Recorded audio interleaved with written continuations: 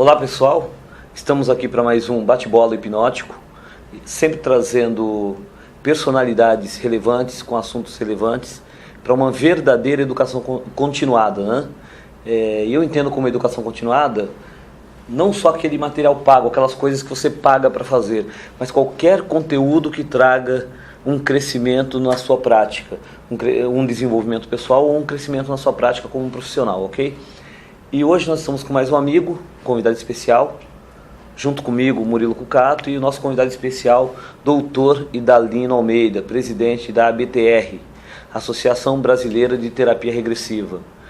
Ok? Dr. Idalino Almeida, a palavra é sua. E para começar, a gente gostaria que o senhor falasse um pouquinho da sua trajetória, como é que o senhor chegou nesse trabalho, sua formação. Fique à vontade. Maravilha. Então vamos começar do início. Isso. Na realidade, quando eu morava em São Paulo, em 72, eu fui vice-presidente da PROPESP, a Associação Profissional dos Psicanalistas do Estado de São Paulo, e lutamos muito pela classe dos psicanalistas. Depois mais para frente, eu fazia muita regressão na época, regressão terapêutica com hipnose, e quando o Brian veio ao Brasil, eu fiz os 2 cursos com o Brian, e comecei a entrar pelo caminho da terapia de vidas passadas. Isso mais ou menos em 85, mais ou menos. E vim para Salvador. Cheguei em Salvador em 91. E aqui uma terra muito mística. E comecei, então, as pessoas me procurarem como hipnólogo. Eu comecei a dar muita entrevista, comecei a fazer muitas palestras, comecei a fazer muitas palestras em universidades, e os cursos, né, me chamavam para fazer palestras, me tornei mais ou menos conhecido e solicitado. Mas eu sempre fazia algumas demonstrações nas salas de aula, tanto para a medicina quanto para a psicologia, e a coisa foi crescendo. Então nós começamos a perceber que, como terapia de vidas passadas, eu estava limitando o público, eu estava limitando os clientes. Mas não pode ser terapia de vidas passadas, porque só os simpatizantes é que, na verdade, podem ter os benefícios. Reunimos um grupo, então nós montamos uma associação, que é a Associação Brasileira de Terapia Regressiva. Montamos a primeira turma e daí em diante fomos divulgando a terapia regressiva. Porque como terapia regressiva, o ontem é passado, o anteontem também é passado. Sim. Então, dessa forma, nós trabalhamos com evangélico, trabalhamos com espírita, com católico. Então, o resultado, nós E com ateu também, né? Com ateu também, porque na realidade, quando ele nos procura, a gente vai trabalhar com o conteúdo do inconsciente. O que está no inconsciente é o que está a causa do conflito dele, né? E a causa do conflito está tão latente que ele não tem assim, conhecimento, como qualquer um de nós não temos acesso ao que está no inconsciente, a não ser que apareça um sintoma, a não ser que apareça um conflito. Então, logicamente, um conflito, um sintoma é uma campainha, é porque está dizendo, tem alguma coisa que não está bem, né? Então essa memória precisa vir à tona, e nada melhor do que o profissional, o assessor psicológico, que é um de nós profissionais, ou seja, o terapeuta para mim é um assessor psicológico. Então ele vai assessorar, né? Ele vai assessorar com as técnicas a trazer aqueles conteúdos do inconsciente, vir para a consciência, e aí a pessoa toma conta, toma poder do seu conflito. Aí nós vamos expurgar a carga emocional que está agregada a esse conflito, né? E ao tomar consciência disso, é mais fácil, na realidade, a gente ressignificar tudo isso e levar a pessoa a administrar melhor sua situação, entender qual a origem de tudo isso. E ao entender, o elemento se empodera. Ok? Mas tem que expurgar essa causa. E a partir desse instante, por exemplo, só o nível de um exemplo. Por exemplo, uma pessoa tem um trauma de um rato. Então, o trauma de rato. Tudo bem, ele não sabe. O rato, no inconsciente dele, está assim, ó, um monstro. Porque na hora do trauma, a imagem do rato, ela está agregada a uma carga emocional negativa e deforma a imagem. Então, na realidade, por que você que não tem medo de rato, olha para o rato, não tem medo. Mas ele, automaticamente, quando ele vê o rato, o inconsciente trabalha por identificação. Aí vem aquela imagem do monstro que está lá no inconsciente dele. Aí ele tem medo. Então, o que nós fazemos? Com as técnicas, nós conduzimos a pessoa à causa original, àquele momento original, trazemos aquela memória para a consciência, vem aquele monstro, ele está vivendo aquela situação toda difícil, a gente desagrega a carga emocional, dissolve a carga emocional, a imagem conserta, acabou o medo. Se a gente comparasse com o PNL, seria como se a gente mexesse nas submodalidades do rato, né? Pronto. Naquele monstro interior. Exatamente. E a ressignificação daquele Sim. fato. Exatamente. Porque naquele momento, talvez, do trauma, num momento traumático, aquilo fazia sentido. Sim, sim, sim. Sabe? Mas com o passar do tempo, na forma adulta, aquilo já não tem mais o sentido, quer seja de proteção, quer seja de algo do gênero. Né? Perfeito. Então, dentro do processo da terapia regressiva, a gente começou a sentir algumas necessidades também.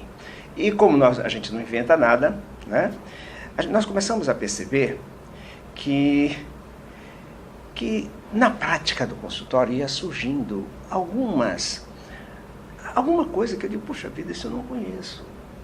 Como é que eu vou conduzir isso? Como cada paciente é um mundo, é um universo, cada paciente, cada cliente, a gente está aprendendo com ele. Agora, a gente tem que fazer como o Freud disse, deixa teu inconsciente flutuante. Porque toda terapia é uma relação de inconsciente para o inconsciente. Quando você se coloca nesse nível, o inconsciente do outro te diz, por intuição, que você tem que fazer. Eu costumo dizer que são duas almas trabalhando. Perfeito. Né? É uma ressonância mesmo, né? Isso. Até que nós vamos chegar em outra ressonância na frente. Isso. Né? Então, dessa forma, foi surgindo ideias. É como se o inconsciente do outro dissesse para mim o que eu tinha que fazer. Eu chamo de intuição. E aí foi surgindo técnicas como aquelas que eu já contei, a ressonância. Não, mas vamos contar para o nosso pessoal que nós estamos no congresso, deixa eu falar para vocês, nós estamos no 5º Congresso Brasileiro de Terapia Regressiva, 5º CBTR, é isso? CNTR. Desculpa, é nacional. 5º Congresso Nacional de Terapia Regressiva, isso. Aqui na cidade de Salvador, Bahia. Isso. Então, durante o congresso vem à tona muitos assuntos interessantes, relevantes realmente, e algumas palestras mencionam as técnicas desenvolvidas pelo Dr. Idalino.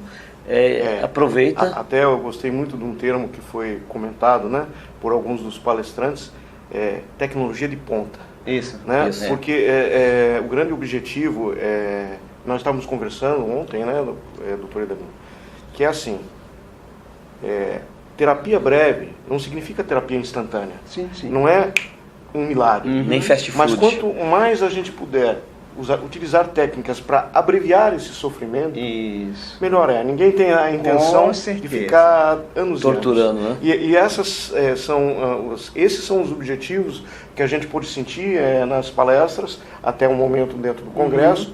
E era bom que o senhor pudesse compartilhar um pouquinho dessa sua experiência, dessas técnicas também, sim, né? Sim, claro. Bom, por ser terapia breve, como você acabou de colocar, né, não é aquela coisa mágica, né? Ou seja, menos consultas, menos sessões.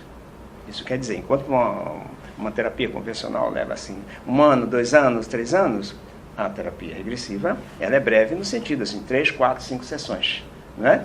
Então, de alguma forma, ela se torna breve por aí. Porque ela também é considerada uma terapia transpessoal, porque ela vai além do pessoal, porque ela trabalha com o inconsciente da pessoa. E sobre as técnicas, então, a técnica vamos começar com a ressonância, que foi a primeira. A ressonância é aquele caso que eu já contei, que inclusive está no livro, aquela juíza que ela fazia sessão comigo, e ela é separada do marido, e tinha um filho já adolescente, e ela veio esse dia para a sessão já atrasada. Ela disse: doutor, eu vim porque eu tinha que cumprir meu compromisso com o senhor, mas realmente eu estou aqui, minha cabeça está 1000 por hora. Sim, mas qual foi que houve? Não, porque meu filho, porque não sei o quê, ele estava dizendo, não queria deixar eu sair, disse que eu ia ver a homem, aquela coisa toda. Eu ouvi calado, coloquei meu inconsciente flutuante em ressonância com o inconsciente do outro, e automaticamente me veio a seguinte frase: peça a ela, vamos trazer ele aqui. Aí eu disse: vamos trazer ele aqui. Ela levantou e fez assim: mas doutor, ir lá buscar ele aqui? Eu disse: não é necessário. Com toda a autoridade: não é necessário. Vamos fazer o seguinte: você vai deitar ali, vou colocar você no estado natural de consciência, você vai usar o lado esquerdo do cérebro e eu vou trabalhar com o direito, falando como se eu já conhecesse essa técnica. E automaticamente ali ela ficou no estado natural de consciência, ouvindo tudo que estava acontecendo, e eu trabalhando com as ondas cerebrais do inconsciente, do cérebro direito. Né? É como se eu considerasse que o cérebro direito fosse o gabinete de trabalho do inconsciente. Tipo assim, uma vez porque os arquivos estão nessa frequência acima lá de ondas tetas por aí assim. Então o que acontece? De imediato eu fui...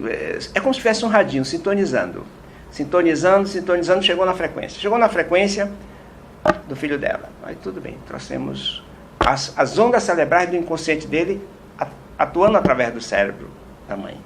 E aí ele chegou já meio bravo, tal, e disse assim, olha, tudo bem, não fique tranquilo, eu sou seu amigo, eu estou aqui para te ajudar.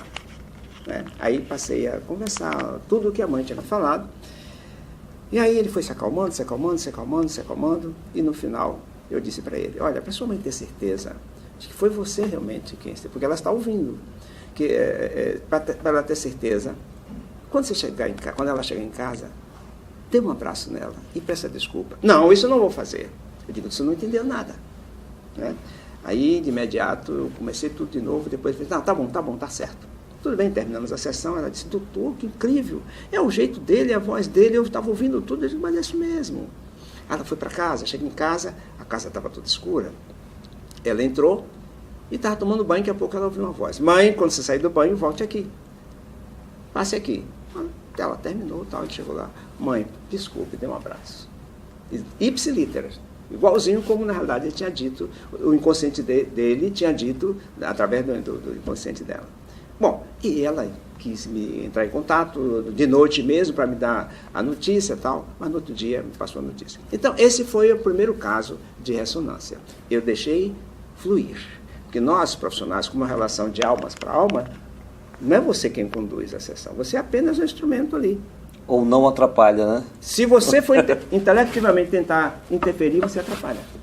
Então a gente poderia entender, para quem está nos ouvindo e ouviu esse termo pela primeira vez, que essa técnica de ressonância significa a gente poder, à distância, através de uma terceira pessoa, vamos dizer assim, terapeuta, o ressonante e o ressonado, vamos dizer assim. Isso. Eu não sei se é bem esse o termo, pode ser. Onde o ressonante acaba entrando na frequência, pode estar na China, no Japão ou em qualquer lugar, vai entrar nessa frequência, vai entrar em ressonância com essa outra pessoa e vai trazer ali, durante a sessão, situações a serem trabalhadas. Exatamente. Né? E em que casos isso é mais significativamente importante, né? Pela sua experiência, por todos esses anos de aplicação? Perfeito. Bom, vejam só.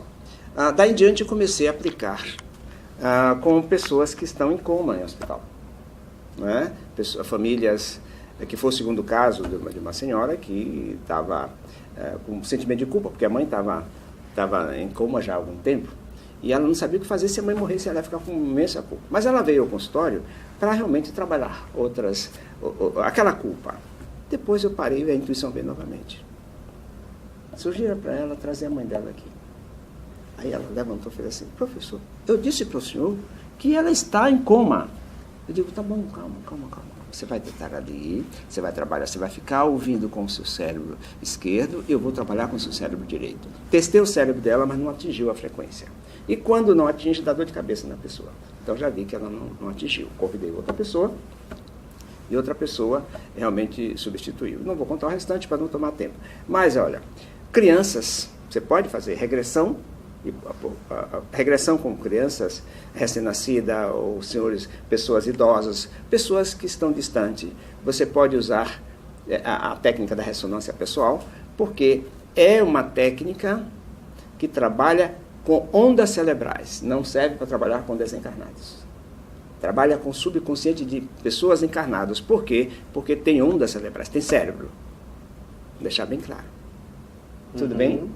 E assim, pelo que eu entendi também, casos onde a pessoa não consegue se comunicar, por exemplo, situações de um déficit mental, situações onde a pessoa tem, por exemplo, uma criança que tem alguma deficiência mental, onde não se consiga fazer a regressão, crianças agitadas ou pessoas agitadas. Aí faz a ressonância. Ela pode ser tratada pela ressonância. Pela ressonância. Através de terceiro.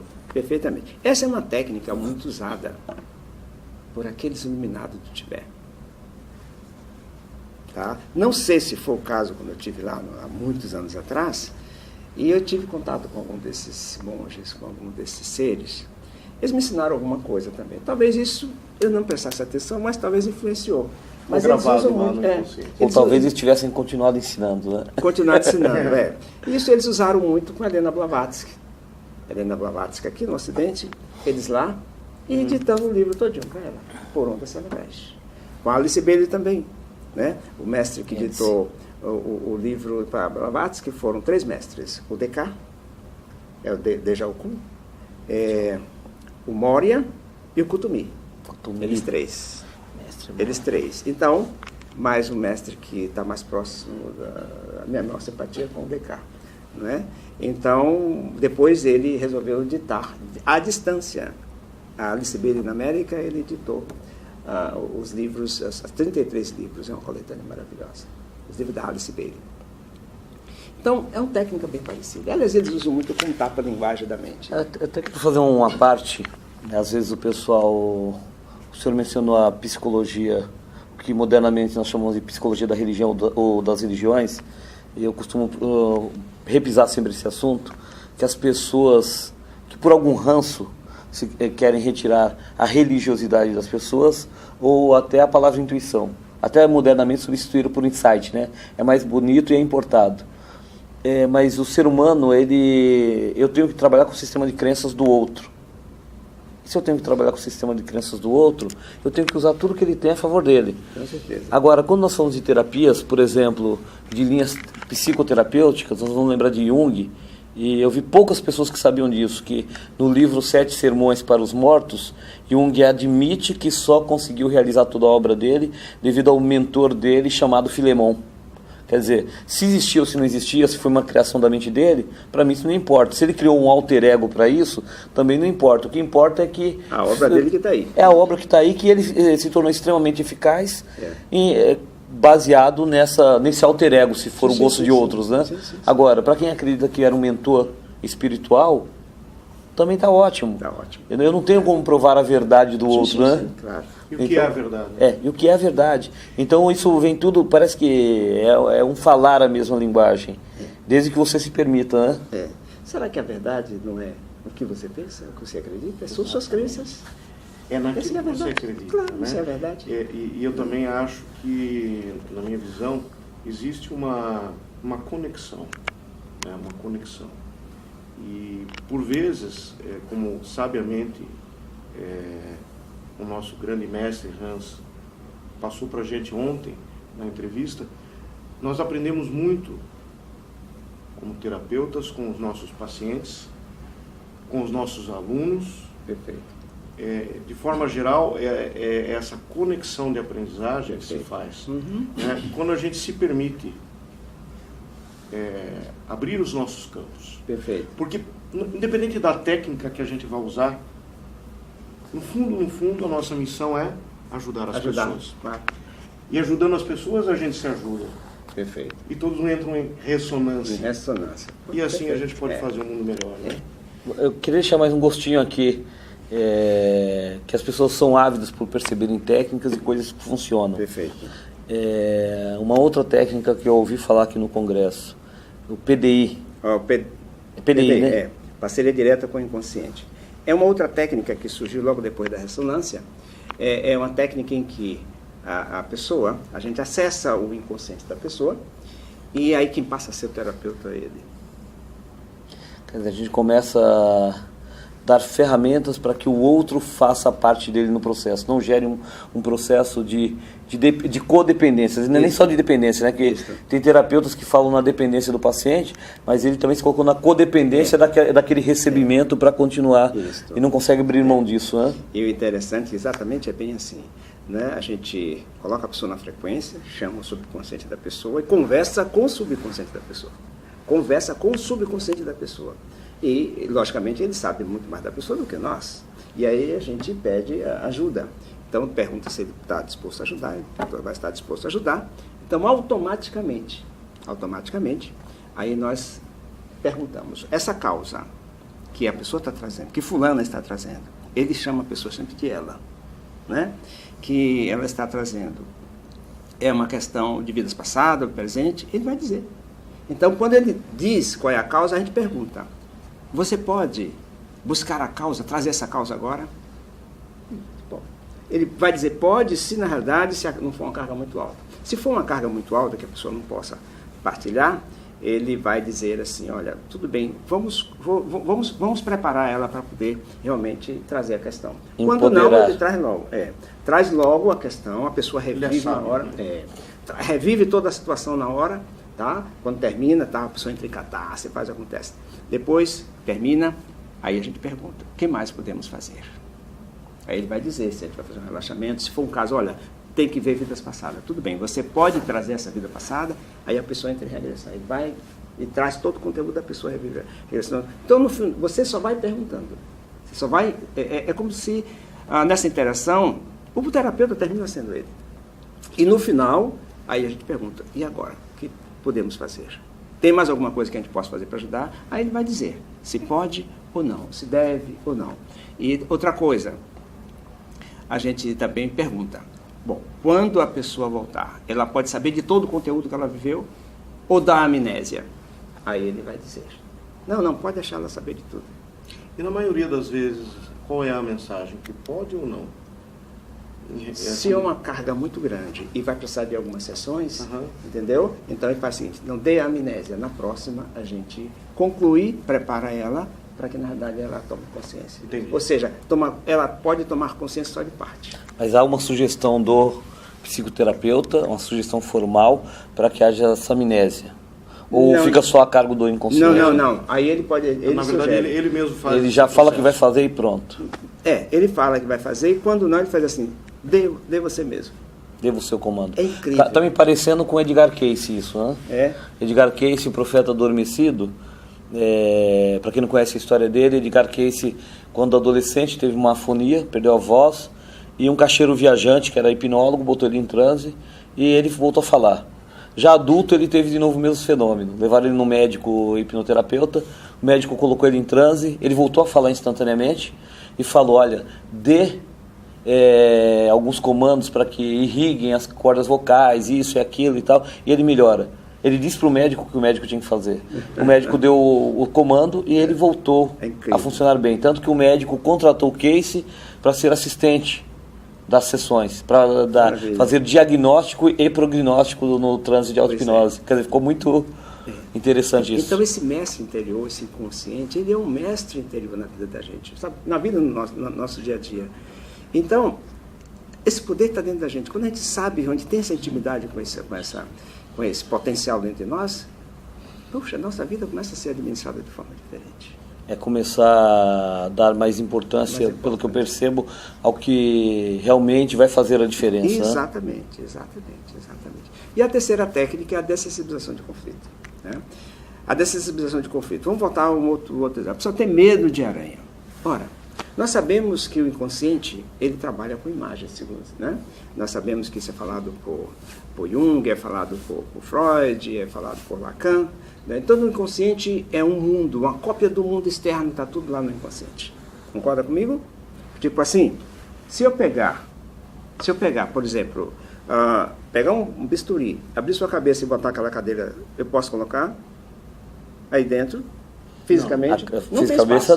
Não tem espaço. Se você olhar para aquela cadeira, os detalhes, fechar os olhos, já está aí dentro. Já está aí dentro. Então, de alguma forma, dessa forma... Real e imaginado. E a gente pode até usar a própria câmera, né? Exato. Podemos colocar nós dentro da câmera. Sem problema. Todas essas coisas. Então, ela capta tudo isso. Então, nosso inconsciente, ele cabe todo o universo. E não ocupa espaço, porque é através de imagem. E a imagem é a linguagem do inconsciente. Então, a associação é esta. Bom, a partir do momento que você pede para a pessoa para fechar os olhos, e bom, lembre-se, tipo, por exemplo, da aranha, se ele tem medo da aranha. Lembra a última vez que você teve medo de aranha, encontrou com uma aranha. Tudo bem, aí a gente pede para associar com o sentimento. Tá bom, enquanto você está visualizando a aranha, o que você sente no teu corpo? Eu sinto sudorese, eu sinto o corpo tremer, pronto. Aí você está trabalhando pela carga emocional. Então a imagem vai servir de isca para atrair a memória do corpo. Porque a carga emocional.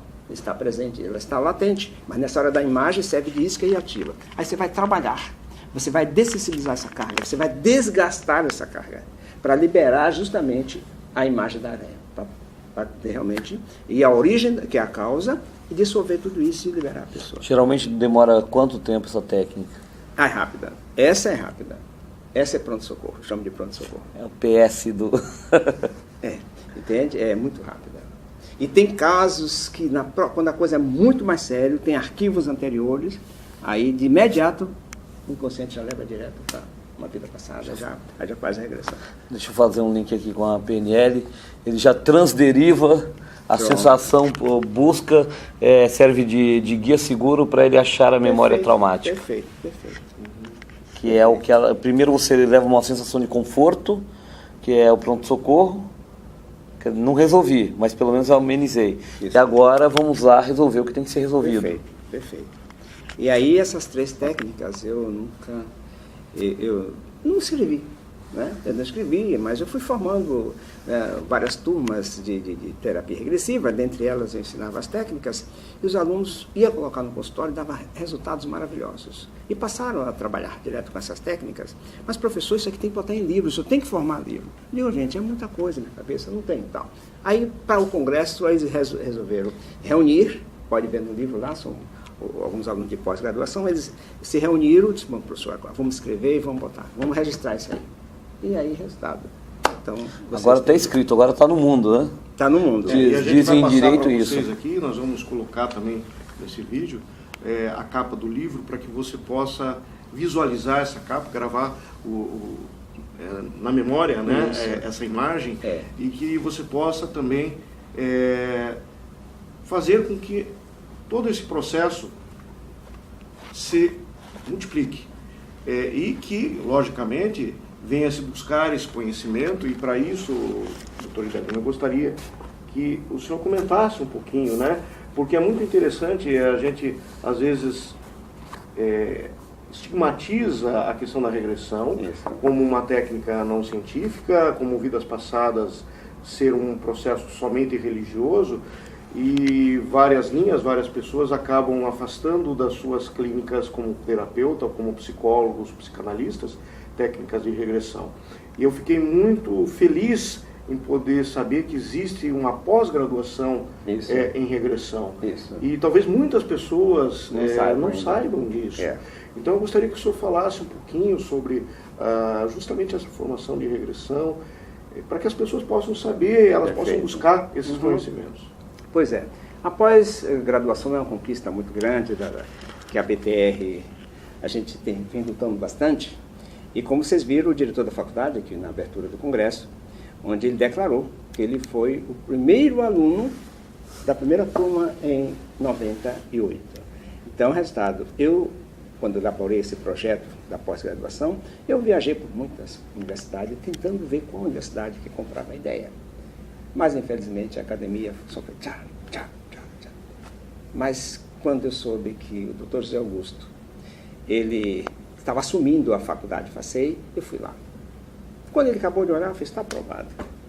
Ele tinha acabado de chegar, porque ele também é chanceler da ONU, né? Então ele viaja muito. E ele é diretor de uma faculdade também lá na Flórida. Então, uma pessoa que tem...